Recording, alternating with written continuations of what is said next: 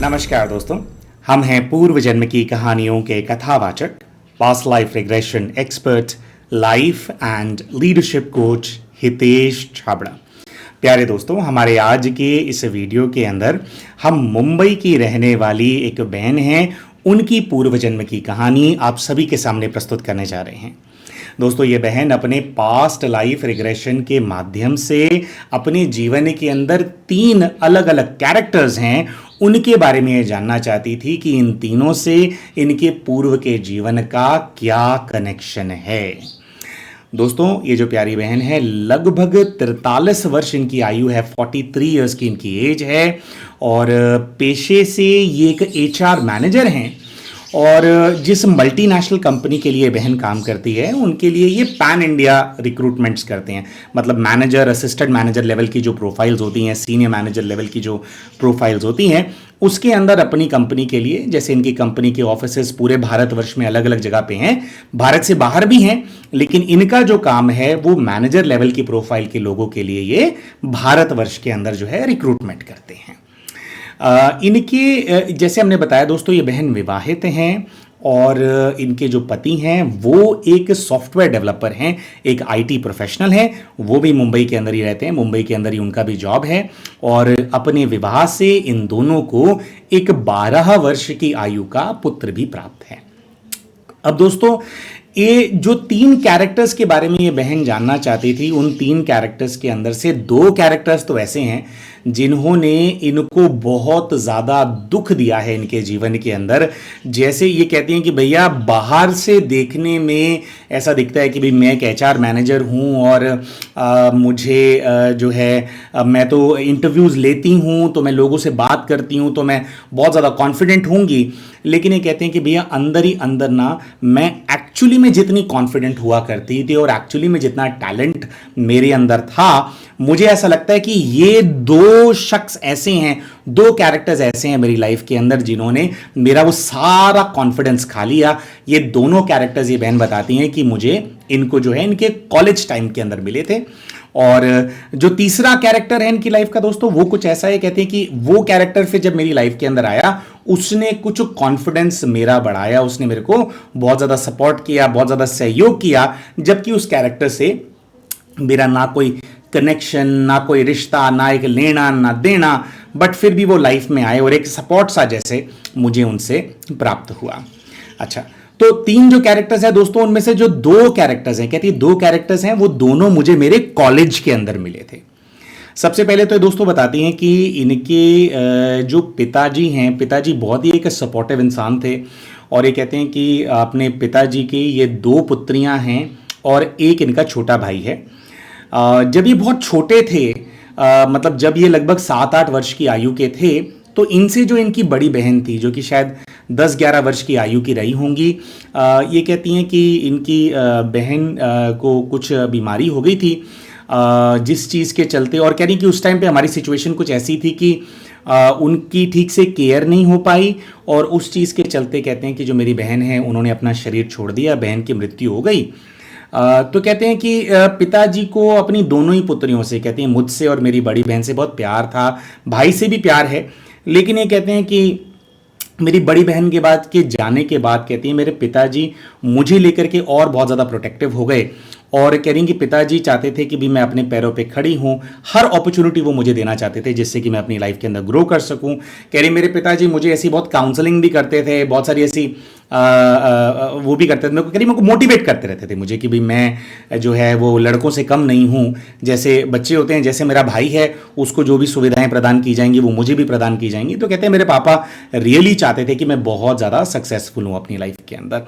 और कहती हैं कि पापा के मोटिवेशन के चलते, और कह रही पापा मुझे पढ़ाते भी थे, उस चीज़ के चलते कहती हैं कि मैं मेरे स्कूल टाइम के अंदर हमेशा टॉपर रही। उसके बाद ये बताती हैं दोस्तों कि जब ये कॉलेज के अंदर आए तो कॉलेज के फर्स्ट ईयर के अंदर भी इन्होंने अपने कॉलेज के अंदर टॉप किया।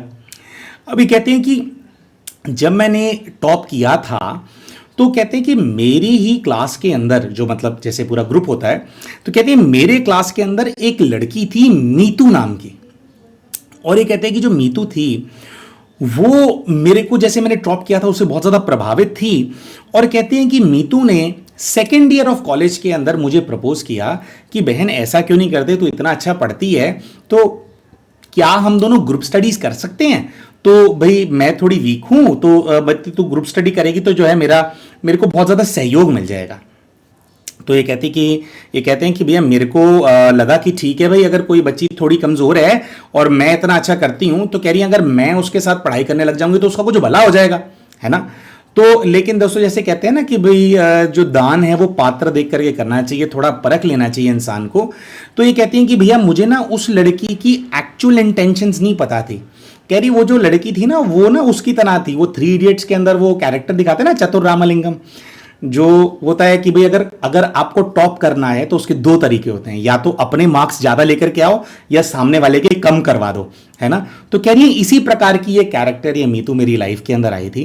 कह रही भैया वो मेरे साथ ग्रुप स्टडी करती थी ना, एक तो ग्रुप स्टडी के टाइम पे कह रही है वो इस तरह की बातें करती थी मुझसे बार बार जिससे मैं डिमोटिवेट हो जाऊं। और कहती है कि ग्रुप स्टडी के अलावा वो छुप छुप के पढ़ाइयां करती थी। और कह रही वो मुझे बार बार ऐसा करती थी कि अच्छा तूने बस 2 ही चैप्टर पढ़े हैं, मैंने तो 4 चैप्टर पढ़ लिए। अच्छा तूने ये वाला अभी तक पढ़ाई नहीं करी है, मैंने तो ये कर लिया, मेरे को तो ये पता लग गया, मेरे को तो ये सीक्रेट क्वेश्चन के बारे में मेरे को पता लग गया, और ये तो कॉन्सेप्ट बहुत ही आसान है, तेरे को इतना भी नहीं आता। तो कह रही है कि भैया पूरे साल ऐसी बातें कर करके कह रही कि उस लड़की ने मेरा पूरी तरह से मेरा कॉन्फिडेंस जो है उसको डाउन कर दिया। और कह रही है वो मेरा कॉन्फिडेंस ऐसा डाउन हुआ कि सेकेंड ईयर के अंदर मैं जैसे तैसे पास हुई हूं, और उसके नेक्स्ट ईयर भी कहती हैं कि यही मेरी हालत थी। दोस्तों हमने इन बहन से पूछा कि भाई अगर आपको दिख रहा था कि भाई ऐसी हालत वो कर रही है तो उसका ग्रुप स्टडी करना बंद कर देते। ये कहते हैं कि भैया पता नहीं उसने ना कुछ स्पेल कर दिया था मेरे ऊपर, पता नहीं कोई ब्लैक मैजिक कर दिया था या क्या कर, कह रहे मैं ना उसको मना नहीं कर पाती थी, मतलब वो इतनी ज्यादा हावी थी मेरे ऊपर। यानी मुझे पता भी था कि वो मेरा नुकसान कर रही है, लेकिन फिर भी मैं उसके साथ 2 सालों तक ग्रुप स्टडी करती रही, और इन 2 सालों के अंदर कह रही उसने मेरा बहुत ज्यादा कॉन्फिडेंस डाउन कर दिया। अच्छा वो कहते हैं कि एक तो वो कॉन्फिडेंस डाउन करती थी, और कहते हैं दूसरा कुछ ऐसा है कि उसी के माध्यम से एक लड़का मेरे पीछे पड़ गया कॉलेज के अंदर, जो कि एक्चुअली में मीतू का फ्रेंड था, और क्योंकि मैं मीतू के साथ पढ़ने लग गई थी तो उसकी मुझसे क्या जान पहचान हो गई। अब ये कहती हैं कि ये जो लड़का मेरे पीछे पड़ गया था ये और कोई नहीं है बल्कि मेरे आज जो मेरे पति हैं, है ना, वो जो है मेरे पीछे पड़ गए थे। सॉरी, इनके जो पति हैं दोस्तों, इनके पति इनको मास्टर्स के टाइम पे मिले थे। ये कहती हैं कि जब इनका कॉलेज हो गया था तो उसके बाद जहां से इन्होंने एमबीए किया था तो मीतू ने भी उसी कॉलेज से एमबीए किया था, लेकिन कॉलेज टाइम जब ये मास्टर्स के टाइम पे जब ये दोनों साथ थे तो उस टाइम पे कहते हैं कि भी मैंने इससे ना कुछ पीछा अपना छुड़ा लिया था, लेकिन कह रहे हैं कि एमबीए की स्टडीज के दौरान कुछ ऐसा था कि फिर भी हम लोग मिलते जुलते थे, पढ़ते नहीं थे साथ में। तो कहते हैं मैं थोड़ी स्टेबल थी, लेकिन कहते हैं कि मीतू के कनेक्शन से जो मेरा पति है वो मेरी लाइफ के अंदर आ गया। अब कहते हैं कि जो मेरा पति है वो मेरे पीछे से पड़ गया। अब ये कहती हैं कि पति ने मुझे प्रपोज किया एमबीए के टाइम पे कि भाई मैं तुम्हारे को पसंद करता हूं, ये है वो है। कह रही है मैंने उसको मना कर दिया कि भाई ऐसा नहीं है, लेकिन कह रही है वो इतना ज़्यादा मेरे पीछे पड़ा था कि एमबीए जब हम दोनों का कंप्लीट हुआ, उसकी जॉब लगी, मेरी जॉब लगी, तो कह रही है पता कर कुरा करके वो सीधा मेरे घर पहुंच गया। और वो कह रही कि मेरे जैसे मेरे पिताजी है ना, कह रहे मेरा पति ना मेरे पिताजी के ऊपर हावी हो गया जैसे एक प्रकार से। और कह रही देखो एक तो होता है कि अंदर से इंसान कैसा है, आपको पसंद है या नहीं है, लेकिन कहते हैं कि माता पिता जो है वो इस प्रकार से तो इवैल्यूएट करते नहीं है रिलेशनशिप को। कह रहे हैं माता पिता इवैल्यूएट करते हैं कि लड़का पढ़ा लिखा है या नहीं है, उसके बाद अच्छी नौकरी है या नहीं है। तो कह रही है जो मेरा पति है टॉपर था वो, और कह रही उसका अच्छा खासा पैकेज उसका था, और कह रही मुझसे तो बहुत बेटर था क्योंकि वो इंजीनियर था और इंजीनियर करके उसने ये जो है एमबीए के उसके अंदर आया था। और कह रही है मैं कॉमर्स ग्रेजुएट थी, तो कह रही कि उसका पैकेज बहुत अच्छा था मेरे पति का। और कह रही तो मेरे पापा ने उस चीज़ के देखते हुए कह रही मेरी विवाह करा दिया उससे। अब कहते हैं कि जब वो मेरे पीछे पड़ा हुआ था तब कहती हैं कि उसने कई सारी चीज़ें हैं वो मेरे सामने नहीं आने दी, लेकिन कह रही हैं विवाह होने के बाद मुझे ऐसी चीज़ समझ में आई कि जो मेरा पति है वो बहुत बड़ा अल्कोहलिक है, वो शराब के बिना रह ही नहीं सकता। तो कहती हैं कि मेरे पति की जो ये शराब के बिना रह नहीं सकता था ये मैंने देखा। कह रही फिर भी मैंने बहुत ज़्यादा प्रयास किया भाई, कैसे ना कैसे जो मेरा पति है भाई वो सुधर जाएगा, ये है वो है। तो कह रही मैंने बहुत वो कोशिश करी। कह रही साल भर तक जो है वो मेरी बात थोड़ी बहुत सुनता था, लेकिन कह रही है साल भर के बाद तो ऐसा हुआ कि जो मेरा पति है उसने मुझे मेंटली बहुत ज़्यादा टॉर्चर करना शुरू कर दिया। और कह रही है जब मैंने थोड़ा फोर्सफुली उसको मना किया तो कह रही है 2-3 बार उसने मेरे ऊपर हाथ भी उठा दिया। अब कह रही है हाथ उठा दिया तो मैं थोड़ा घबरा गई, और कह रही है ये वो टाइम था कि मेरे पति ने तब मेरे ऊपर हाथ उठाया था, तब जब ये कहते हैं कि मेरा जो पुत्र है उसका उसके साथ ये कह रही हैं कि मैं प्रेग्नेंट हो गई थी। और प्रेग्नेंट होने के बाद ये कहती हैं कि भाई फिर मैं जो है जैसे फंस सी गई एक प्रकार से ना। तो ये कहती हैं कि भाई वो जो ये था, कह रही कि मेरे को, फिर कह रही कि मेरे को मेंटली बहुत ज़्यादा टॉर्चर करते थे। हमने पूछा कैसे कैसे मेंटली टॉर्चर करते हैं, तो ये कहते हैं कि जब से देखो मेरा बच्चा पैदा, जब से मेरे गर्भ में आया, गर्भ में आते ही कुछ ऐसा हुआ, कह रहे हैं कि मेरे पति और मेरे बीच में लैक ऑफ कम्युनिकेशन हो गया। जैसे कह रही है मुझे प्रेग्नेंट करके छोड़ दिया उसने कि अब कहाँ जाएगी। दूसरा कहते हैं कि बच्चे का जन्म हुआ उसके बाद, अब कहते हैं देखो मैं भी वर्किंग हूँ वो भी हर वर्किंग है, तो उनका घर के अंदर कुछ ना कुछ इनपुट होना चाहिए, कुछ सहयोग होना चाहिए। कह रही मेरे पति ने आज तक, कह रही 12 साल का हो गया मेरा लड़का, आज तक घर के अंदर किसी भी प्रकार का कोई इनपुट नहीं दिया, ना बच्चे को कभी लाना स्कूल से, ना छोड़ना, ना कभी बच्चे को मोटिवेट करना। कह रही जैसे मेरे पिताजी किया करते थे। कह रही और कुछ भी कह रही हैं कि मेरे को सपोर्ट जो है मेरे पति से नहीं मिला। उसके ऊपर से कह रही कि हर चीज के अंदर डिसरिस्पेक्ट करना, कुछ भी गड़बड़ हो जाएगी, कुछ भी गलती हो जाएगी, उसके लिए जो मेरा पति है वो मेरे को ब्लेम करता है। अब ये कहते हैं कि भैया कई वर्षों तक मैंने इस चीज को झेला, लेकिन विवाह होने के 4-5 वर्षों के बाद ये बताती हैं कि मेरे को ये वाली चीज भी पता लग गई कि मेरे पति का उसके ही ऑफिस के अंदर किसी के साथ जो है वो अफेयर है। अब ये पति के अफेयर के बारे में दोस्तों पता लगा तो कहती हैं कि मैं बहुत ज़्यादा हर्ट हो गई, मैं बहुत ज़्यादा टूट गई। कहते हैं कि इस चीज़ के अंदर जब मैंने उसको कन्फ्रंट किया तो सीधा मेरे पति ने कहा कि मेरा जो मन करेगा मैं करूँगा, है ना, तूने जो करना है वो करना है, तलाक लेना है तलाक ले ले, जो करना कर ले, है ना, मेरा जो मन करेगा वो मैं करूँगा। अब ये कहती हैं कि भैया मैं बहुत ज़्यादा हर्ट थी, तो धीरे धीरे कहते हैं कि मैंने सोचा कि भाई फिजिकली अगर हम अलग हो जाते हैं, यानी कि अगर मैं डिवोर्स ले लेती हूँ तो मेरा बच्चा छोटा सा है, उसके ऊपर बहुत ज़्यादा इम्पैक्ट आएगा। तो कहती है कि मैं बहुत ज़्यादा ना मेंटली डिटैच होने लग गई मेरे पति से, और कह रहे मैं मेंटली डिटैच हो गई। उसका अफेयर चल रहा था, पहले एक अफेयर हुआ फिर दूसरा अफेयर हुआ। कह रहे उसके अफेयरों के बारे में मेरे को पता लगता रहता था, लेकिन अंदर ही अंदर से कह रही मैं उस जोन के अंदर आ गई थी कि ये जो कुछ भी करेगा उसका मुझसे कुछ लेना देना नहीं है, ये मेरा पति है ही नहीं। यानी मैंने मेंटली ऐसे किया तो आई वॉज एट, थोड़ा पीस आया कहते हैं मेरी लाइफ के अंदर। फिर ये कहते हैं कि जो मेरे पिताजी हैं, मेरे पिताजी मेरे बहुत क्लोज हैं, और ये कहती हैं कि ऐसा एक टाइम आया आज से 4-5 वर्ष पहले जब कहते हैं कि मेरे पिताजी को हार्ट अटैक आया, और उस चीज़ के चलते मेरे पिताजी बहुत ज़्यादा बीमार हो गए। अब ये कहती हैं कि जिस समय पर मेरे पिताजी बीमार हुए थे उसी टाइम पे सुनील नाम का एक व्यक्ति, ये कहती है मेरे जीवन के अंदर आया। दरअसल जैसे ये मुंबई के अंदर हैं तो इनकी जो कंपनी है उसकी बैंगलोर के अंदर जो साइट है उसके लिए इनको कुछ ऐसा था कि मैनेजर पोजीशन पे इन्होंने किसी की रिक्रूटमेंट की थी। अब सुनील ने जब इंटरव्यू दिया तो कहते हैं कि अब एक एचआर मैनेजर का, और एचआर मैनेजर जिसका इंटरव्यू ले रही है, थोड़ा बहुत हाँ अच्छे से हम लोग बात करते हैं, लेकिन हमारे को पता होता है कि we are just friendly, we are not friends, है ना। रिक्रूटमेंट किया, हाँ किया ना किया, उसके बाद रिक्रूटमेंट हो गया तो बंदे को आपने आगे आपने प्लेस करवा दिया, और नहीं हुआ तो जयराम जी की।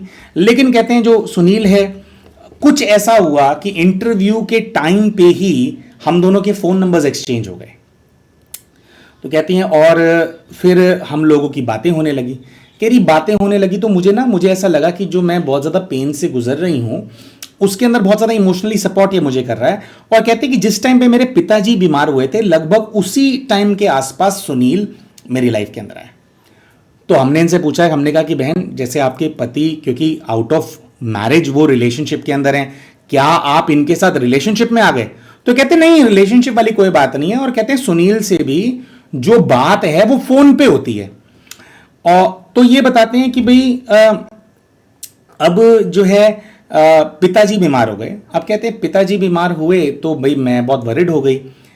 ये कहते हैं कि इनके पिताजी को हार्ट अटैक जब आया और उसके बाद जब इनके पिताजी का निधन हुआ तो उसके बीच में 40 दिनों का गैप था, 40 डेज का। कह रही 40 डेज तक मैं डेली पापा के पास हॉस्पिटल जाती थी, मैंने छुट्टियां वुट्टियां ले ली थी। कह रही इस टाइम पे मेरे पति का फोन नहीं आता था पूछने के लिए कि पापा कैसे हैं कैसे नहीं है, जबकि उसका फर्ज है। लेकिन कहते हैं कि जो सुनील है वो डेली मुझसे बात करता था, वो मुझे सांत्वना देता था, पिताजी के लिए वो करता था, पूछता था कि अगर कोई हेल्प चाहिए तो मैं कर देता हूँ, फाइनेंशियली भी वो पूछता है। कह रही हालांकि हम लोग बहुत फाइनेंशियली साउंड है, हमारे को किसी हेल्प की आवश्यकता नहीं है, लेकिन कहती है वो अपनी जो हेल्प है, सपोर्ट है, उसको एक्सटेंड करता था, जो मुझे लगता है, यानी कि इनको जो लगता है कि इनके पति को करना चाहिए। अब ये कहते हैं कि भाई आफ्टर 40 डेज पिताजी गुजर गए, और कहते हैं कि भाई मैं तो कोई मेरी बुरी इंटेंशन मेरे मन में थी नहीं, बट वैसे ही सुनील से बात होती थी। कह रहे जब मेरे पिताजी की मृत्यु हुई और पिताजी की जब 13वीं थी, तो 13वीं के दिन पता नहीं क्या मेरे पति को जोश चढ़ा, उसने जो मेरा फोन है उसको फरोलना शुरू कर दिया। और कह रहे मेरे पति ने मेरे जब फोन को फरोला तो उसने पूछा कि ये कौन है सुनील जिससे तुम्हारी इतनी ज्यादा बात होती है। तो कह रही मैंने उनको बताया कि भी मैंने इनकी रिक्रूटमेंट करी है, हमारे उस उधर के मैनेजर हैं। तो ये कह रहे कि इतनी क्या बात हो रही है तेरी, घंटों घंटों बात मेरे को दिखाई दे रही है। तो कह रही है मेरा पति जिसके खुद इतने अफेयर हैं, ये है वो है, कह रही उसने क्या किया, इस चीज का बहाना बना करके पिताजी की 13वीं थी उसी समय पर पूरे रिश्तेदारी के अंदर उसने हंगामा कर दिया। और कह रही उसके हंगामा हुआ तो कह रही मैंने कहा कि भी मेरे को कौन सा ये है, तो कोई बात नहीं, मैं बात नहीं करूंगी उससे। ये करके कहती हैं कि इन्होंने, मेरे पति ने, जो एक मेरे जीवन में सहारा आया था, है ना, जो कि सिर्फ फ्रेंड था, उससे भी बातचीत करना बंद करवा दिया। अब ये कहती हैं कि भैया ये 4-5 साल पुरानी बात है, मैंने बातचीत बंद कर दी थी, लेकिन अभी फिर भी सुनील से थोड़ी बहुत कभी कभी चैट हो जाती है, कभी व्हाट्सएप पे हाय हेलो हो जाता है। कह रही थोड़ी बहुत हो जाती है। कह रही जब भी मैं बहुत ज्यादा परेशान होती हूँ, थोड़ा बहुत मैं फोन कर लेती हूँ, तो कह रही मुझे बहुत रिलीफ फील होता है। तो ये बहन जानना चाहती थी कि इनके पति से और वो मीतू नाम की जो लड़की थी, इन दोनों से इनके पास्ट लाइफ का क्या कनेक्शन है, और ये सुनील से क्या कनेक्शन है। सुनील इतना ये जो सपोर्टिव इस रोल में है विदाउट एनी अदर एक्सपेक्टेशन, कह रही कि ऐसा वो मेरी लाइफ में क्यों है। तो इन तीनों को लेकर के ये जो बहन है, इन्होंने अपना पास्ट लाइफ रिग्रेशन कराया प्यारे भाइयों और बहनों, और पास्ट लाइफ रिग्रेशन के माध्यम से न केवल ये 3 बल्कि और भी कई सारे इंपॉर्टेंट कैरेक्टर्स हैं जिनके बारे में इन्होंने सोचा भी नहीं था कि यार मुझे जानना चाहिए, उनके बारे में भी जो इंफॉर्मेशन है वो निकल करके आई, और अपने सारे प्रश्नों के जो उत्तर हैं ये बहन प्राप्त कर पाई।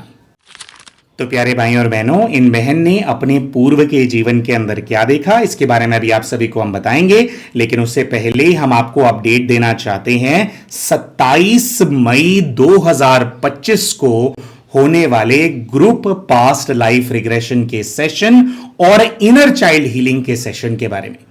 दोस्तों, जैसा कि आप सभी जानते हैं कि जो भी भाई बहन हमारे चैनल के मेंबर्स हैं, उनके लिए एक एक्सक्लूसिव हिप्नोथेरेपी का सेशन हम हर महीने कंडक्ट करते हैं।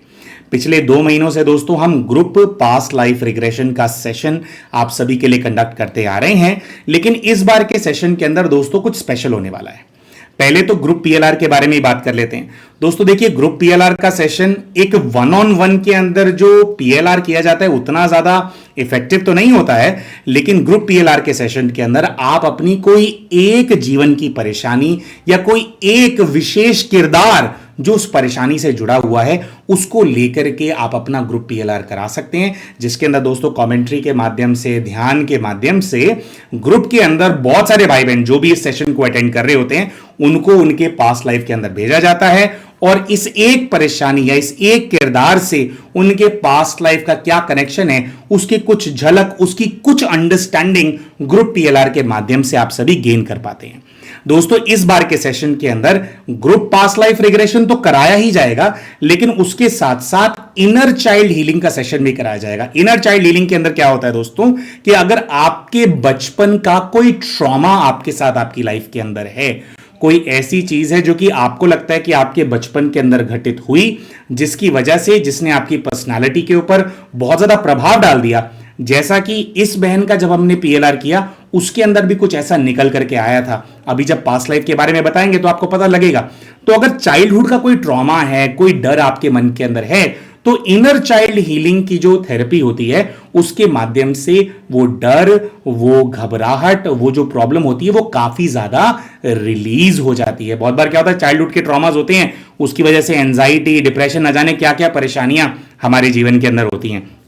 तो जब इस बार ग्रुप पीएलआर कराया जाएगा तो पहले उस एक्टिविटी के अंदर ग्रुप पीएलआर होगा, आप अपने पास्ट लाइफ को विजिट करेंगे, उसके बाद इनर चाइल्ड हीलिंग की भी उसके अंदर एक्टिविटी कराई जाएगी, जिससे कि आप अपने बचपन को अनुभव करके उस टाइम का जो ट्रॉमा आपके मन के अंदर है आप उसको रिलीज कर पाएंगे, या कुछ एटलीस्ट कुछ सहयोग मिल जाएगा आपको उसको रिलीज करने में।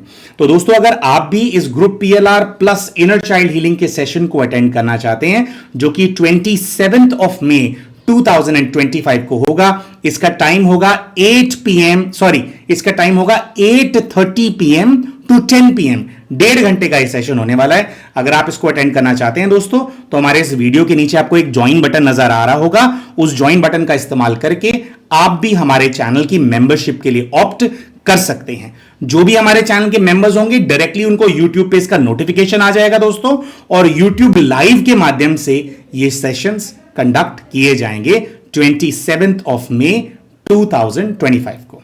धन्यवाद।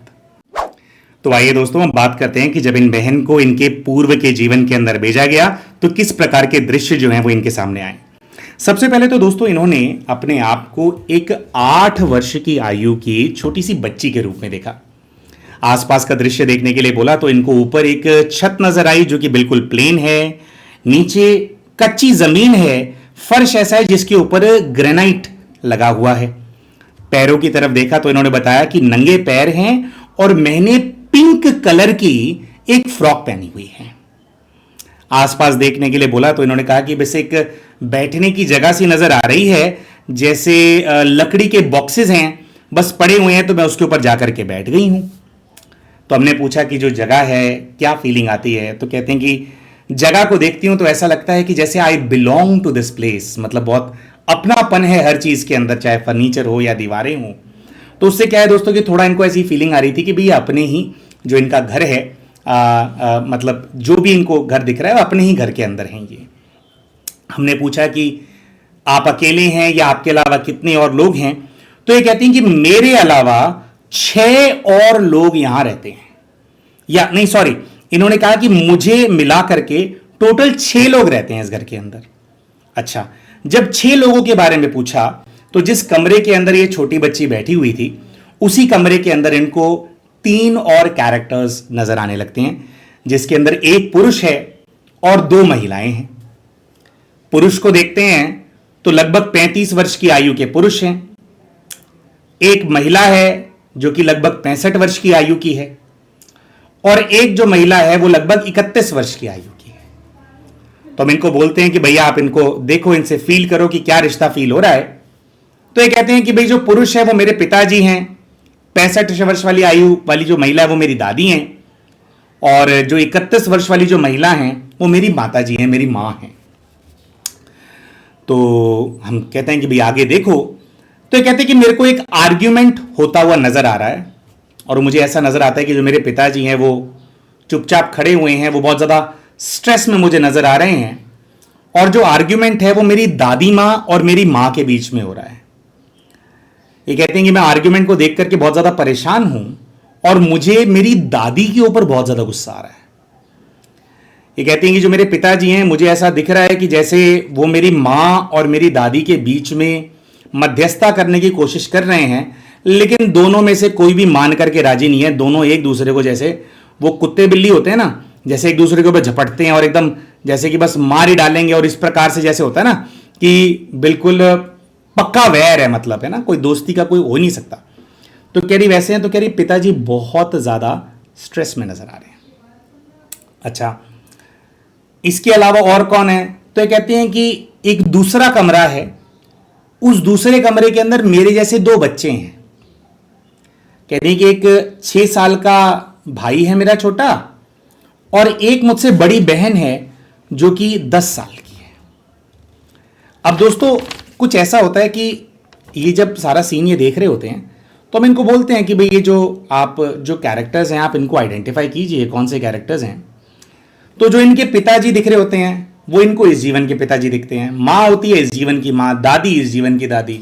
जो दूसरे कमरे में 2 बच्चे हैं, एक बहन है वो इस जीवन की बहन, छोटा वाला भाई वो इस जीवन का छोटा वाला भाई। तो ये सब जो ये दृश्य देख रहे होते हैं प्यारे भाई और बहनों, हम इनसे पूछते हैं कि बहन क्या आप अपने पूर्व के किसी जीवन को देख रहे हो या अपने इसी जीवन के बचपन को देख रहे हो? तो यहां पर ये बहन बताती हैं प्यारे भाई और बहनों कि ये अपने इस जीवन के बचपन को अनुभव कर रही हैं, पास्ट लाइफ में नहीं गई हैं, लेकिन जैसे इनकी उम्र छोटी हो गई। अब दोस्तों क्या होता है कि जब एक व्यक्ति अपने बचपन के अंदर चला जाता है तो इसका मतलब यह होता है कि उस टाइम पे भी कुछ ऐसा है जो कि बहुत ज्यादा इंपॉर्टेंट है। तो हम इनसे पूछते हैं कि भी एग्जैक्टली क्या हो रहा है। देखो, तो ये कहती हैं कि मुझे जो समझ में आ रहा है, मेरे पापा को बहुत बुरा लग रहा है कि मैं मेरी दादी की रिस्पेक्ट नहीं करती हूं। तो हमने बोला कि भाई नहीं करते हो क्या? तो ये कहती है हां, मैं मेरी दादी को बहुत कुछ बोल देती हूं और बहुत स्ट्रेस रहता है घर के अंदर। तो हमने कहा कि भाई आप दादी को बोल देते हो इस वजह से स्ट्रेस? तो कहती है नहीं, मां और दादी की बहुत ज्यादा लड़ाई होती है, घर में बहुत ज्यादा स्ट्रेस है, और मेरी बहन उस कमरे में जो है वो बीमार बहुत है। तो बीमार बहुत है, अच्छा। तो ये कहते हैं कि वो बीमार है और इनके झगड़े के चलते मेरे जो पिताजी हैं वो बच्ची पे ध्यान नहीं दे पा रहे हैं। ये दोनों तो वैसे ही हैं, मतलब एक दूसरे से, इनको तो लड़ने से फुर्सत नहीं है इनको। तो कह रहे पापा जी बहुत ज़्यादा स्ट्रेस में हैं और कह रहे कि मुझे मेरे पापा को देख करके बहुत ज़्यादा तरस आ रहा है उनके ऊपर, और मुझे ऐसी फीलिंग भी आ रही है कि मेरे पिताजी किसी प्रकार के बंधन में हैं। अब दोस्तों यहां पर एक छोटा सा ट्विस्ट है, वो ये है, देखो दोस्तों, जो पीएलआर का प्रोसेस होता है ना, उसमें क्या होता है कि पहले व्यक्ति को ट्रांस कॉमेंट्री कराई जाती है, उनको उनके स्पिरिट गाइड के पास भेजा जाता है, फिर उनके जो स्पिरिट गाइड होते हैं वो उनको उनकी पास्ट लाइफ के अंदर भेजते हैं। दोस्तों इन बहन को जो इनके स्पिरिट गाइड नजर आए थे वो इनके अपने पिताजी नजर आए थे। अब यहां पे इनको दिख रहा है कि पिताजी बहुत परेशान है और पिताजी का इन्होंने बताया कि किसी बंधन में भी हैं। अब दोस्तों स्पिरिट गाइड्स एक्चुअली में वो सोल्स होती हैं जो कि काफी ज्यादा जो बंधन है उनसे फ्री होती हैं, थोड़ी ऊपर उठ चुकी होती हैं। वो हमारे पितृ भी हो सकते हैं, जैसे अगर किसी के पिताजी चले गए, अब वो गुजर गए और उन्होंने आगे जन्म नहीं लिया तो वो पितृ बन करके रह रहे हैं, है ना। तो वो हो सकते हैं, लेकिन जनरली स्पिरिट गाइड्स वो होते हैं जो कि बहुत हल्के होते हैं ना, जिन्होंने बहुत थोड़ा ध्यान योग तपस्या वगैरह किया होता है, अच्छी सोल्स जो होती है, तो वो ऊपर आकाश तत्व में जाकर के बैठ जाती हैं। तो लेकिन इनको तो इनके पिताजी ही बंधन के अंदर फील हो रहे थे।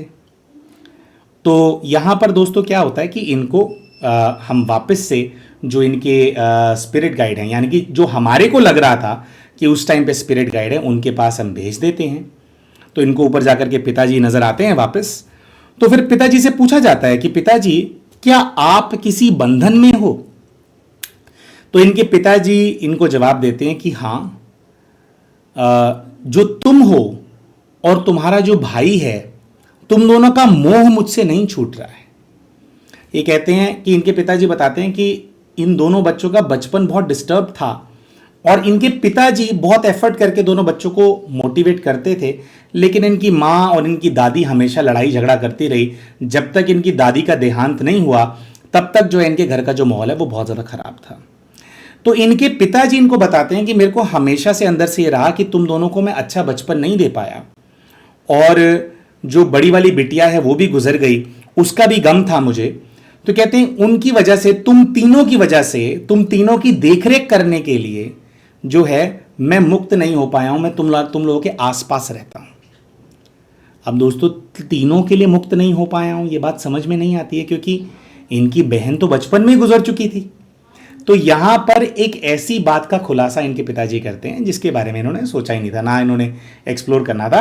पिताजी बताते हैं कि जो तुम्हारा पुत्र है, इनका 12 साल का जो बेटा है, ये कहते हैं कि तुम्हारा जो पुत्र है वो, जो तुम्हारी बहन जो गुजर गई थी, वो ही वापस तुम्हारा पुत्र बन करके तुम्हारे जीवन के अंदर आ गई है। अब दोस्तों वैसे तो पुत्र को अलग से ही प्रेम करते हैं, लेकिन थोड़ा अगर ये वाली बात भी पता लग जाती है तो क्या है कि वो प्रेम और कनेक्शन जो है वो दुगना हो जाता है। तो यहां पर क्या बात इनके पिताजी रिवील करते हैं, या जो इन्होंने नहीं बताई थी, या उतना ज्यादा हमने इस पर डिस्कशन नहीं किया था। एक्चुअली में दोस्तों जब इनकी बहन गुजर गए थे बचपन में, तो इनको बहुत ज्यादा सदमा सा लग गया था इस चीज का। छोटे से बच्चे थे, प्रिपेयर्ड नहीं थे, घर में इतना झगड़ा होता था, और इतना झगड़ा हो रहा होता है तो उसके अंदर एक दूसरे के जीने मरने के साथी कौन होते हैं? भाई बहन होते हैं आपस में। पहले ही सिर्फ 3 ही भाई बहन थे और उसके अंदर से भी इनकी बड़ी बहन जो वो गुजर गई, जिनका ध्यान कोई नहीं रख रहा था। तो इस चीज़ का एक बहुत ट्रॉमा था इनके अंदर, इस चीज़ का एक बहुत अकेलापन था। लेकिन दोस्तों यहाँ पर जब इनके पिताजी ने इनको ये बात रिवील करी कि भाई वो तुम्हारा पुत्र बन करके वापस आ गई है, तो अपनी बहन की कमी का जो वैक्यूम इनकी लाइफ के अंदर था, अपने पीएलआर के टाइम पे दोस्तों इनको ऐसा फील हुआ कि जैसे वो वैक्यूम भर गया है। और इनको ये भी रियलाइज हुआ कि जैसे इनका बेटा जो इनकी लाइफ के अंदर आया, बेटा जैसे जैसे बड़ा हो रहा है, तो इनके जो पति हैं, अब वो तो इनको बहुत परेशान करने वाली आत्मा है। तो कह रहे जो बेटा है वो अपनी शक्ति लगा करके मां के लिए बहुत ज्यादा प्रोटेक्टिव सा है। तो वो कह रही है वो इसलिए भी है क्योंकि तुम्हारी बहन से तुम बहुत प्यार करते थे और तुम्हारे प्यार की वजह से ही तुम उसको इतना याद करती आई हो, तो वो वापस तुम्हारा बेटा बन करके तुम्हारे जीवन के अंदर आ गया। और पिताजी बस इनको बताना चाहते थे कि भाई मैं जो हूं मैं तुम लोगों के आसपास हूं। अब यहां पर दोस्तों इनके पिताजी से पूछा जाता है कि भाई पिताजी, क्या आप मुझे पास्ट लाइफ में भेज सकते हो? क्या जो मेरा पति है इससे मेरा कोई हिसाब किताब है या वैसे ही है? तो पिताजी बताते हैं कि हिसाब किताब है, लेकिन मैं पास्ट लाइफ में नहीं भेज सकता। तो उनसे पूछा जाता है क्यों?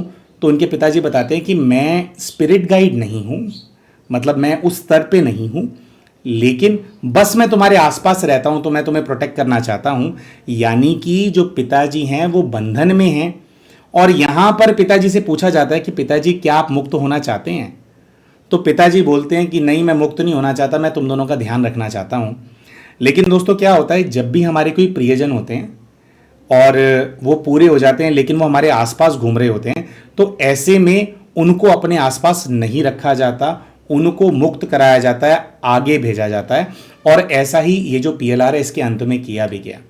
तो जब पिताजी ने बताया कि वो स्पिरिट गाइड एक्चुअली में नहीं है, तो फिर दोस्तों प्रोसीजर होता है कि स्पिरिट गाइड का फिर से आवाहन किया गया, ऊपर से परमात्मा से कनेक्शन जोड़ा गया, उनसे कहा गया कि भाई जो भी एंजल, जो भी स्पिरिट गाइड जो हैं, जो भी इनके हैं, उनका आवाहन किया जाए, वो आए इनकी सहायता करने के लिए।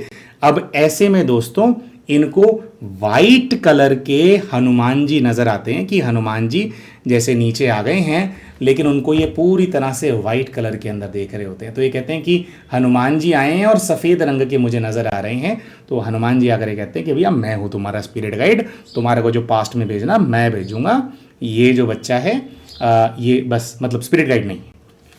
तो होता है। और फिर दोस्तों हनुमान जी आकर के इनको, अभी तो इन्होंने अपना बचपन देख लिया था इनके पिताजी की मदद से, और ये जो बच्चे वाला जो सीक्रेट इनके सामने रिवील हुआ, इससे कुछ हीलिंग इनकी हो गई।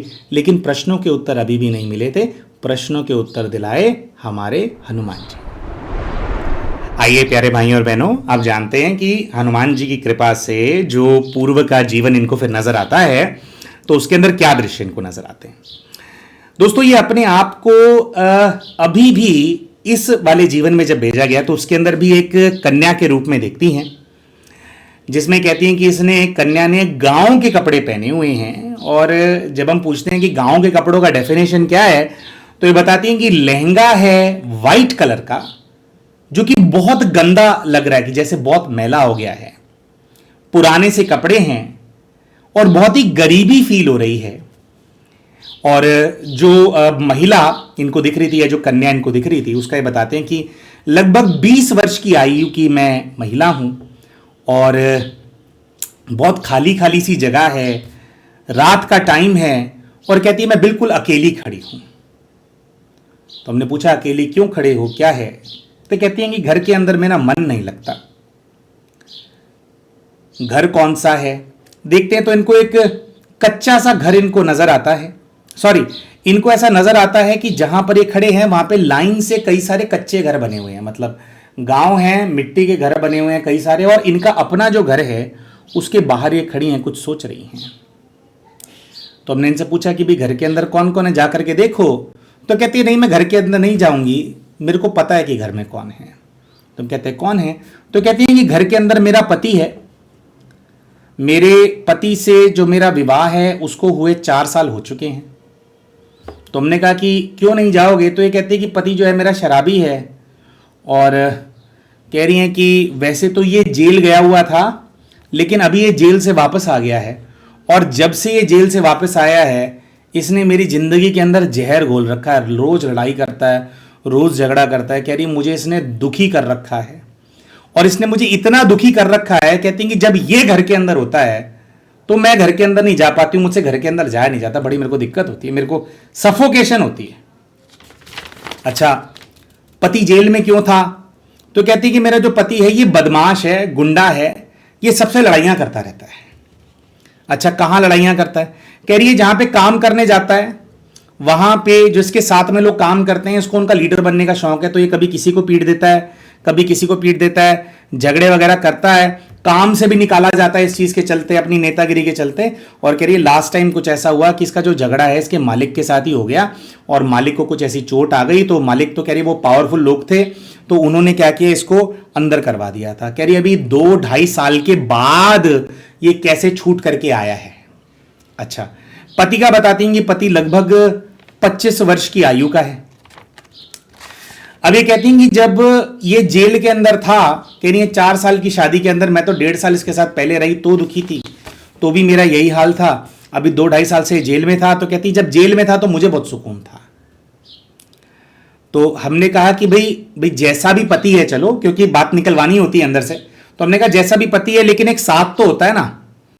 तो पति जेल में था तो और कोई सास ससुर आपके भाई बहन कोई है भाई जिनके साथ आप बात कर पाते थे, या क्या आप फिर मतलब अकेलापन फील नहीं होता था? तो ये कहती हैं कि नहीं, अकेलापन फील नहीं होता था। ये बताती हैं कि जो सारे इनको घर नजर आ रहे हैं, इन सभी घरों के अंदर साथ वाले घर के अंदर ही एक लड़का रहता है जो कि बिल्कुल इनकी एज क्या है। कह रही वो पड़ोसी है और अनमैरिड है, और कहती he is like a friend, दोस्त की तरह है। और कहती हैं कि उससे मैं बात कर लेती थी तो मेरा दिल बहल जाता था। अच्छा, तो इनसे हम पूछते हैं कि भाई और क्या है? कहती हैं जो मेरा पति है मेरे साथ मारपीट वगैरह करता है तो मैं बाहर आ जाती हूँ, मतलब मैं उसके साथ सोती नहीं हूँ। तो कहती हैं मेरे पति एक प्रकार से नफरत करता है, पता नहीं क्यों इसने मुझे अपने साथ रखा हुआ है, मुझे अलग भी नहीं करता।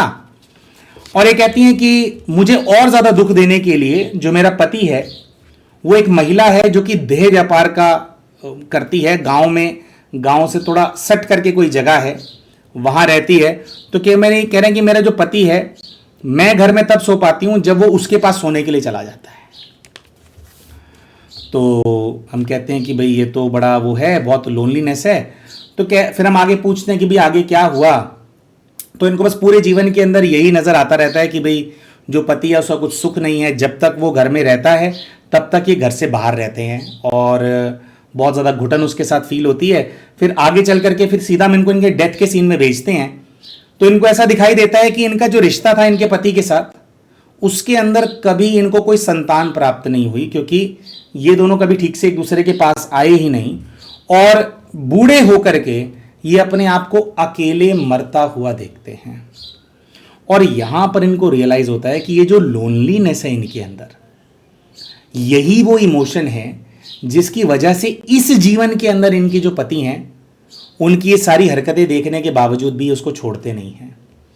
क्योंकि देखा जाए तो एक सक्षम महिला हैं, कमाते हैं, अच्छी इनकी पोजीशन है, अगर चाहें तो अगर इनको अगले किसी रिलेशनशिप में नहीं भी जाना, अगर विवाह नहीं भी करना, तो भी अपने पति को छोड़ सकते हैं, अपने बच्चे को खुद भी पाल सकते हैं, है ना। लेकिन कह रहे हैं छोड़ नहीं पाते क्योंकि इनको यही डर लगता है इनके इस लाइफ के अंदर कि ये अकेली, बिल्कुल अकेली हो जाएंगी। तो पति जो है वो बहुत मारपीट वगैरह करता था, सब कुछ करता था, और फिर आगे चल करके वो कुछ ऐसा हो गया था कि वो मरमुरा गया था, कुछ उसका एक्सीडेंट हो गया था या उसको किसी ने मार दिया था, और उसके बाद कहते हैं कि पूरी जिंदगी भर जो है इन्होंने अकेलेपन के अंदर काटी। तो हमने पूछा कि अकेलापन कैसे, तुम्हारा वो पड़ोसी दोस्त नहीं था? तो उन्होंने कहा कि वो पड़ोसी दोस्त था, लेकिन वो सिर्फ दोस्त था, और कुछ समय के अंदर उसका भी विवाह हो गया था। तो कह रहा वो विवाहित है, वो अपनी बीवी के सामने मुझसे बात थोड़ी करेगा, बीवी थोड़ी समझेगी कि मैं सिर्फ दोस्त हूं। तो कहते हैं इस चीज के चलते मैं बहुत ज्यादा अकेली अपने जीवन के अंदर रही, और ये जो पति है इसने मुझे बहुत ज्यादा दुख दिया। अब दोस्तों, आप सभी से हमारा अनुरोध है कि जो हमारी वीडियो है आप इसको पॉज कीजिए और आप गेस कीजिए कि इनके अभी के जीवन के अंदर जो कैरेक्टर्स हैं जिनको ये ढूंढना चाह रहे थे अपने पास्ट लाइफ के अंदर, आपको क्या लगता है उनमें से कौन सा कैरेक्टर कौन था ये वाली लाइफ जो इन्होंने देखी थी? दोस्तों, हम आशा करते हैं कि आपने अपने जो गेस हैं वो कर लिए होंगे। तो दोस्तों, सबसे पहले तो जो पति इनको नजर आया था, पति को इन्होंने अपने इस जीवन के दुख देने वाले पति के रूप में ही देखा। फिर दूसरा, वो एक देह व्यापार करने वाली महिला के पास जाते थे, उसकी वाइब्रेशन को जब इन्होंने फील किया, उसको इन्होंने फील किया। जो इनके कॉलेज के अंदर लड़की थी ना मीतू, जो कि आई थी, जिन्होंने इनको एक इंटेलिजेंट लड़की से डल लड़की बना दिया था, जो कि पास्ट लाइफ में इनके पति के साथ संबंध था। खैर उसका और भी जगह पे संबंध होगा क्योंकि वो तो देह व्यापार के उसके अंदर थी, लेकिन पास्ट लाइफ में भी चाहे पति मारता है पीटता है जो है वो तो दुख है ही, लेकिन पति किसी और के साथ अगर इस तरह से भी इन्वॉल्व हो जाए तो एक जो महिला होती है उसको और ज्यादा जैसे वो हो जाता है ना कि भाई फिर कुछ है ही नहीं जीवन के अंदर, ईमानदार तक नहीं है पति, है ना। मार सह लेंगे वो कर लेंगे, लेकिन मार भी सह लेगी एक महिला, लेकिन यह है कि कम से कम कैरेक्टर का तो अच्छा हो पति, कम से कम कमिटेड तो हो। तो वो भी जो है इनको दिखाई दिया कि वो नहीं था। तो और उसका भी जो कारण है वो ये मीतू बनी, जो कि इस बार इनके जीवन, अच्छा इस जीवन में भी जब एमबीए करने के लिए लोग गए थे तो मीतू के कनेक्शन से ही पति इनकी लाइफ के अंदर आया था। तो कौन है ये दोनों आत्माएं जो कि हाथ धो करके इनके पीछे पड़ी हुई है, ये अभी तक भी समझ में नहीं आया था।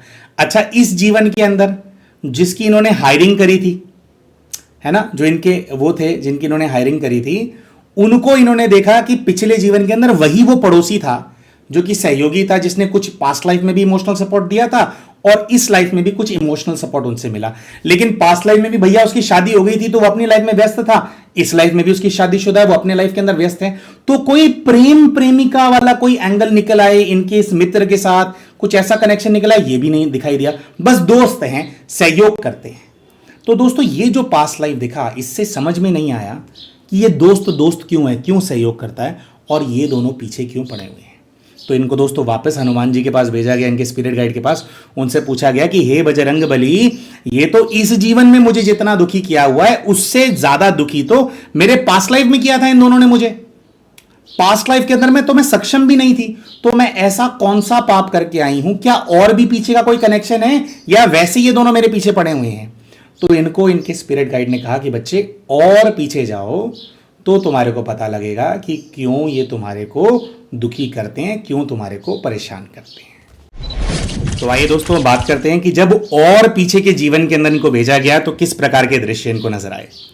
तो दोस्तों ये वाली लाइफ के दृश्य के अंदर और पीछे की लाइफ होती है ये, उसके अंदर इनको ऐसा नजर आता है कि ये किसी खुली जगह पर हैं जहां पर ठंडी ठंडी बहुत अच्छी अच्छी हवा चल रही है और ठंडी ठंडी हवा को और जो आसपास के जो नज़ारे हैं उनको ये एंजॉय कर रहे हैं। तो हम इनसे पूछते हैं कि भाई कौन से नज़ारे एंजॉय कर रहे हो, तो ये बताते हैं कि भाई मैं तो पहाड़ों में हूँ और मुझे ऐसी फीलिंग आ रही है कि मुझे पहाड़ों में आना बहुत पसंद है। हम इनको कहते हैं कि अपने आप को देखो, तो ये बताते हैं कि मैं एक पुरुष के रूप में खुद को देख रहा हूँ जिसकी आयु लगभग 50 वर्ष है। ये जो पुरुष है इसने सिल्क का धोती कुर्ता और सिल्क की टोपी और मोतियों की माला गले के अंदर ऐसा कुछ इन्होंने पहना हुआ है। मतलब एक अमीर सरमाएदार टाइप का आदमी है, उसकी फीलिंग इनको आ रही होती है। बहुत ही सुंदर सी जुतियां पैरों के अंदर पहनी हुई है, बहुत ही खुशी इनको फील हो रही होती है। और इनको जो खुशी फील हो रही होती है वो बेसिकली एनवायरनमेंट से फील हो रही होती है। कहते कि मेरे को फील आ रहा है कि मैं बहुत अमीर आदमी हूँ, पहाड़ी एरिया के अंदर हूँ और मैं यहाँ पर घूमने के लिए आया हूँ। हम इनसे पूछते हैं कि भाई घूमने के लिए आए हो तो अकेले आए हो या परिवार, तो कहते हैं परिवार है लेकिन परिवार के साथ नहीं आया, मैं तो अकेले घूमने के लिए आ जाता हूँ, मेरे को घूमने फिरने का बहुत शौक है। अच्छा परिवार में कौन कौन है, कहते परिवार में मेरी बीवी है, मेरे बच्चे हैं।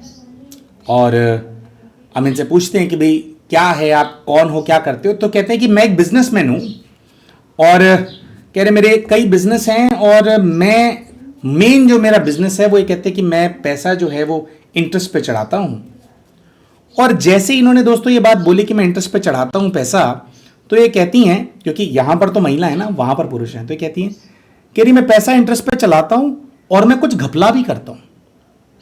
तो इनसे पूछते हैं कि भी क्या घपला करते हो, ज़्यादा ब्याज वगैरह लगाते हो क्या। तो ये कहती है कि नहीं, ज़्यादा ब्याज लगाने की बात नहीं है, कह रही मेरे को ऐसी फीलिंग आ रही है कि मैं बताता कुछ और हूं और कैलकुलेशन फिर कुछ और लगाता हूं, है ना। जैसे वो बोलते हैं ना कि मूल होता है और एक सूद होता है, तो सूद का डंडा ऐसा घुमाते हैं कि जो मूल होता है ना, जो प्रिंसिपल अमाउंट होता है, सूद उससे ज्यादा निकल करके आता है ना। तो कह रहे हैं ऐसा मैं कुछ करता हूं, कुछ बोलता हूं, कुछ और करता हूं। कह रहे हैं और मैं कैलकुलेशन चेंज कर देता हूं और कैलकुलेशन चेंज करके फिर जो है ना मैं जमीन हड़प लेता हूं। तो हमने कहा ज़मीन हड़प लेते हो, तो क्यों हड़प लेते हो भाई? ज़मीन हड़प लेते हो क्या मतलब है? ब्याज पे पैसे देते हो कि पैसे लेते होगे वापस? कह रहे नहीं, ज़मीन हड़प लेता हूँ। क्यों हड़प लेते हो ज़मीन? कहते हैं कि ज़मीन ज़्यादा होने से मुझे बहुत खुशी मिलती है। तो क्या है, तो धीरे धीरे इनको फीलिंग आती है कि भी मैंने एक आदमी को पैसे दिए थे, मुझे ऐसा दिखाई दे रहा है कि वो बार बार मेरे पास आता है। अच्छा दोस्तों, जब पीएलआर का सीन होता है ना, तो पीएलआर के अंदर क्या होता है कि कई सारे सीन्स के बीच में ना व्यक्ति स्विच करता रहता है। तो पहले इनको मेन यही नजर आया था कि भी पहाड़ों में आए हैं और यहां पे भी कोई बिजनेस की इनकी डील होनी है, बट ऑल द टाइम ये पहाड़ों को एंजॉय कर रहे हैं। और बिजनेस की डील करके जब घर पे आए तो इन्होंने देखा कि भाई कोई व्यक्ति है जिसको इन्होंने पैसे दिए हुए हैं, और ये 21-22 साल की उम्र का लड़का है जो कि पैसा वापस नहीं कर पाया। तो ये कहते हैं कि मैंने उसका घर ले लिया है। अब हम इनसे पूछते हैं कि भाई तो अकेला रहता था क्या? तो कहते हैं नहीं, अपने माँ बाप के साथ रहता है। तो हमने कहा कि भाई फिर कहाँ रह रहा है? तो अगर कोई रह रहा होगा कहीं पे झोपड़ा बना करके रह रहा होगा। तो हमने इनसे पूछा कि भाई घर आपने ले लिया, मतलब आप उसको थोड़ा टाइम दे दो। ये तो ये उसी टाइम बोलते हैं कि एक बार जिससे मैं जो चीज ले लेता हूं ना, उसको मैं वापस नहीं करता हूं। तो हमने कहा कि जब आप वापस ही नहीं करते हो तो आपके पास क्या करने के लिए आया है ये? तो उन्होंने कहा कि ये इसको ना तकलीफ होती है, तो ये ना बार बार वापस आता है। ये बार बार मुझे कहता है कि भाई मैं आपके पैसे वापस दे दूंगा, आप घर लौटा दो, क्योंकि मेरे मां बाप को ना बड़ी तकलीफ होती है। तो हमने कहा कि देखो फिर लौटा रहे हो आप? लौटा दिया आपने? तो उन्होंने कहा नहीं यार, मुझे पता है इसके पास पैसे हैं ही नहीं, मैं घर इसका लौटा भी दूंगा, मान लो इसको रहने भी दूंगा, कह रहे पैसे दे ही नहीं पाएगा, कोई फायदा नहीं है, कब्जा कर लेगा ये, पैसे दे ही नहीं सकता। तो हम इससे पूछते हैं कि आपको कैसे पता कि ये पैसे नहीं दे पाएगा? तो यहां पर ये बताते हैं कि भैया ऐसा है, मैं उन्हीं लोगों को पैसे देता हूं जिनका मुझे पता होता है कि वो पैसे वापस नहीं चुका पाएंगे। और यहां पर इनको थोड़ा याद है कि भाई थोड़ा यही ही मेरा जो है तरीका है। तो हम इनसे पूछते हैं कि भाई आपके पास जो जमीन है, जायदाद है, उसकी कोई कमी है या आपको लगता है कि भाई वो? कह रहे जमीन जायदाद बहुत है लेकिन बढ़ानी है। क्यों बढ़ानी है? तो जब हम इनको बार बार फोर्स करते हैं तो ये कहते हैं कि इसलिए बढ़ानी है क्योंकि मेरे को मेरे बच्चों को जो है बड़ा घर बना करके देना है। तो हमने कहा कि अभी घर बड़ा नहीं है। तो कह रहे नहीं, और बड़ा बना करके दूंगा। हमने कहा कि भाई एक इंसान की एक जरूरत होती है। तो ये कहते हैं कि भाई जरूरत अपनी जगह पे है, इच्छाएं अपनी जगह पे हैं। मैं चाहता हूं कि हमारा बहुत बड़ा घर हो और बहुत जमीन जायदाद हो, और अपने घर में ये कहते हैं कि भाई बस ऐसा है कि मेरे बच्चों के लिए मैं बहुत कुछ करके जाना चाहता हूं। तो हमने कहा कि भाई और लोग बेघर हो रहे हैं, तो इनको यहां पर दोस्तों ये होता है कि भाई बेघर हो रहे हैं तो भाई मैंने तो पैसे दिए हैं ना उनको, है ना। अच्छा, फिर ऐसे ही इनको दोस्तों एक महिला भी नजर आती है जिसका इनको नजर आता है कि भाई जो महिला है इन्हीं का कोई भट्टा है शायद ईंटों का, उसके अंदर वो काम करती है, और उसकी जितनी भी ज्वेलरी है, पुश्तैनी ज्वेलरी है ना, गहने होते हैं ना, कह रहे वो रखवा करके उसने लिए थे, ये भी वापस नहीं कर पाई है, तो इसकी ज्वेलरी, कह रही दोनों साथ में खड़े हैं, फरियाद सी लेकर के मेरे पास आए हुए हैं कि मालिक वापस दे दो, ये है वो है। कह रहे आते रहते दोनों मिलकर के टीम बना करके, लेकिन मैं देता नहीं हूं। वो महिला क्या करती है? तो कहते हैं ईंटें हैं, ईंटों का काम करती हैं, ईंटें तोड़ती है और ईंटों के भट्टे पे काम करती है। ऐसा इनको नजर आता है। घर के अंदर इनको एक बेटा नजर आता है अपना, वहां पे जिस बेटे के लिए सब कुछ कर रहे हैं, है ना। तो यहां पर बेसिकली दोस्तों इनको यही नजर आता रहता है कि लोग जो है उनकी चीजें हथिया लेते हैं, उनसे साइन करा करके, उनको कुछ कर्जा दे करके, और दो लोग ऐसे हैं जो कि बार बार इनके पास आते हैं कि मालिक वापस दे दो, मालिक वापस दे दो। और फाइनली इनको क्या है कि अपने जो इनके बॉडीगार्ड्स हैं उनसे वो लठैत होते हैं ना, लठ उनके पास होते हैं, तो कह रहे हैं उनकी पिटाई करवा करके इनको फाइनली भगाना पड़ा, और उसके बाद वो लोग आना बंद हुए। लेकिन उन्होंने कहा कि फिर भी उनके मन में जो भावना है वो यही रह गई कि भाई उनको अगर उनकी चीज वापस मिल जाती, तो अपनी चीज वापस ना मिलने की वजह से वो लोग बहुत ज्यादा दुखी हैं। अब दोस्तों होता कुछ ऐसा है कि देखिए, कैरेक्टर्स तो ना और भी कई सारे रहे होते हैं। जैसे अगर इस प्रकार का कार्य करने वाला कोई व्यक्ति है तो किसी दो लोगों को तो उसने दुख दिया नहीं होगा, और भी लोगों को दिया होगा। लेकिन बेसिकली क्या होता है दोस्तों, जिन कैरेक्टर्स के बारे में हम जानकारी निकालना चाह रहे होते हैं, जनरली उन्हीं के जो किरदार हैं वो सामने आते हैं, उनसे जुड़े हुए किस्से पास्ट लाइफ के सामने आते हैं। तो यहां पर दोस्तों आप समझ गए होंगे कि कौन क्या है ना, बहुत क्लियरली सारे कैरेक्टर्स दिखाई दे रहे हैं। तो दोस्तों सबसे पहले तो इनको जो बेटा अपना नजर आता है अपने घर के अंदर, जिसके लिए जायदाद बना रहे होते हैं, उसको ये देखते हैं कि वो इस जीवन का इनका बेटा है। पिछले जीवन में बहन थी, अभी सॉरी बचपन में बहन थी जिसकी मृत्यु हो गई थी, फिर बेटा बनकर के आया, तो उनके साथ उसके साथ एक बहुत गहरा कनेक्शन है। जो भी इन्होंने पाप किया पुण्य किया पिछले से पिछले जीवन के अंदर, वो इसी बेटे के लिए किया था। और इसीलिए चाहे इन्होंने सही किया या गलत किया या आज कोई भी परिस्थिति हो, बेटा इनके लिए खड़ा रहता है। दोस्तों जो आदमी को इन्होंने घर से बाहर निकाल दिया था, उसको इन्होंने अपने मतलब घर से, जिसका घर हथिया लिया था, जो बार बार इनके पास आता था कि मेरे बूढ़े माँ बाप हैं, उनको मैं झोपड़े में बहुत मुश्किल से रख रहा हूं, आप घर वापस दे दो, उसको इन्होंने अपने इस जीवन के पति के रूप में देखा। दोस्तों कहीं ना कहीं उससे उसका घर छीन लिया गया था पास्ट लाइफ के अंदर, है ना। तो जैसे उससे उसका घर छीन लिया गया था पास्ट से पास्ट लाइफ के अंदर, तो आपको अभी पता होगा जो जस्ट पिछली वाली लाइफ हमने बताई थी, जिसके अंदर ये 20 साल की कन्या थे, सेठ नहीं थे, और पति गुंडा था, मारपीट करता था। जब वो घर में रहता था तो ये घर से बाहर खड़ी रहती थी, पूरी पूरी रात घर के अंदर नहीं जाती थी। तो कहीं ना कहीं दोस्तों इनका पति पिछले जीवन के अंदर भी उसने ऐसी परिस्थिति बना करके रखी कि घर के अंदर घुटन हो, क्योंकि घर का सुख जो है, जब ये सेठ थे इन्होंने वो छीन लिया था उस बच्चे से। शायद वो आत्मा इनको रियलाइज कराना चाह रही हो कि तू भी देख कि घर के बिना जीना क्या होता है, झोपड़ा होते हुए भी झोपड़े के बाहर खड़ा होकर के देख कि जब घर नहीं होता तो कैसा फील होता है, कैसे ठंड लगती है, कैसे गर्मी लगती है, कैसे तकलीफ होती है। तो पति वो दे रहे थे। फिर दोस्तों जिस लेडी का जो ज्वेलरी इन्होंने छीन लिया था, उसको इन्होंने मीतू के रूप में देखा, जो कि इनके कॉलेज के अंदर आई थी, इनकी पढ़ाई गिरा दी, इनकी जो टैलेंट है उसने ऐसा किया कि इनका टैलेंट गिर जाए। और फिर उसके बाद जो है पास्ट लाइफ के अंदर वो देह व्यापार का काम भी करती थी। और यही दोनों जो हैं, जब ये सेठ थे, मिल करके इनके पास आते थे और इनसे जो है वो करते थे कि भी रिक्वेस्ट करते थे, लेकिन इनको तरस नहीं आता था। अच्छा, एक इनको दोस्तों ये सेठ वाली लाइफ के अंदर एक बिजनेस पार्टनर भी नजर आया था कि एक बिजनेस पार्टनर भी है। दोस्तों वो जो बिजनेस पार्टनर है उसको इन्होंने ये सुनील के रूप में देखा, जो कि सहयोगी आत्मा है। वो भी साथ में मिलकर के कुछ ना कुछ ऐसा करता होगा। अब उसको कैसे दुख मिलेगा दोस्तों, वो अलग चैप्टर है। कभी वो सुनील जी अपना पीएलआर कराएंगे तो पता लगेगा उनकी लाइफ में क्या तकलीफें आई, लेकिन उनको देखा कि वो बिजनेस पार्टनर थे। ठीक है, अब ये सारी पास्ट लाइफ इन्होंने देख ली दोस्तों, है ना।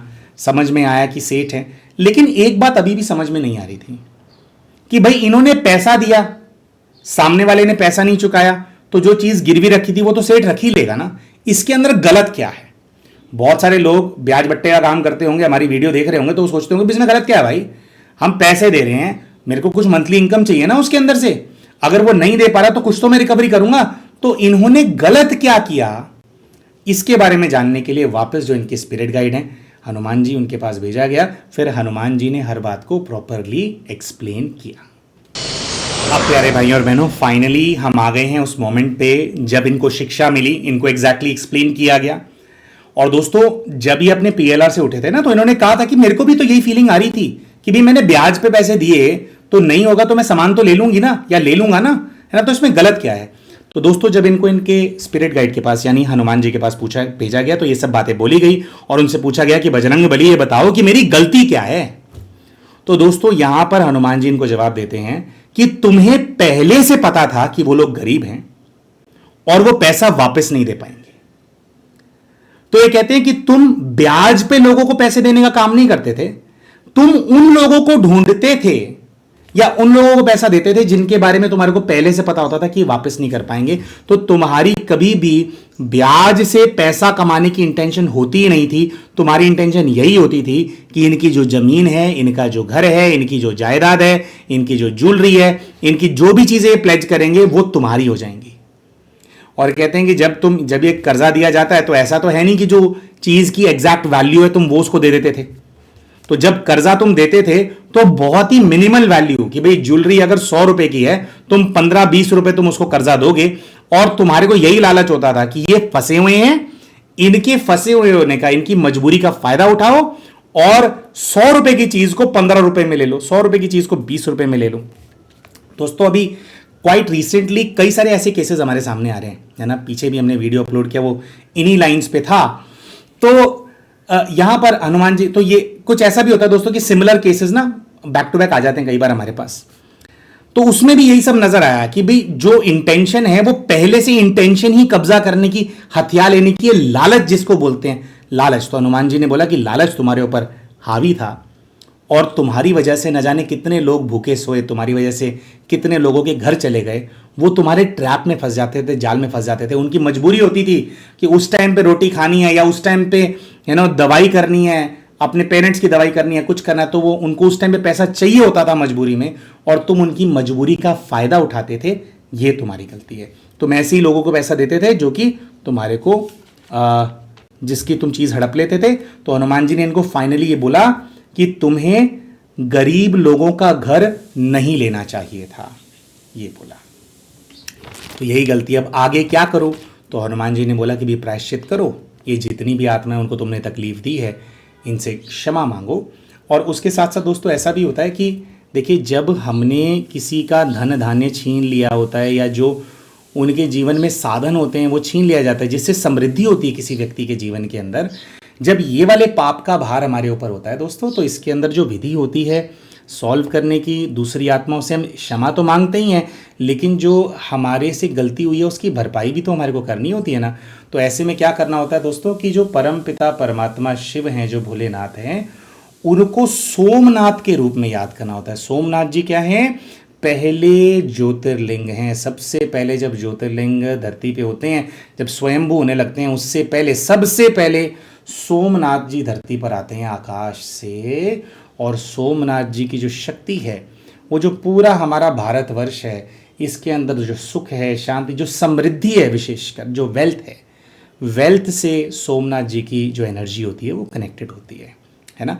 इसीलिए जब सोमनाथ जी का मंदिर लूट लिया जाता है, उस पर आक्रमण होता है और हम उस मंदिर को प्रोटेक्ट नहीं कर पाते, तो उसके बाद जो भारत है वो दरिद्री की तरफ चला जाता है ना, गरीबी आ जाती है भारत में। जब तक सोमनाथ जी का मंदिर प्रोटेक्टेड होता है तब तक भारत गरीब नहीं होता, सोने की चिड़िया होता है। तो कहने का भाव ये है, तो हमने भाई को, बहन को रेकमेंड किया कि बहन इन सभी आत्माओं को इमर्ज करो, सोमनाथ जी के रूप में भोले बाबा को याद करो, उनसे गोल्डन एनर्जी लेकर के इन सभी आत्माओं को आपको गोल्डन एनर्जी देनी है, क्षमा भी मांगनी है और उनको कहना है कि हे पुण्य आत्माओं, आपके जीवन में जो कमी मेरी वजह से हो गई, ये भोले बाबा से, सोमनाथ जी से शक्ति को एक्सेप्ट करो और आप अपने जीवन में तरक्की करो, वेल्दी हो जाओ, कामयाब हो जाओ, है ना। आपके जीवन में जो निरस्ता है वो समाप्त हो जाएगी। सोमनाथ जी से सोम रस भी जुड़ा होता है। तो ये हमने बहन को बताया। और दोस्तों इस चीज़ को आप अच्छे से कैसे कर सकते हैं?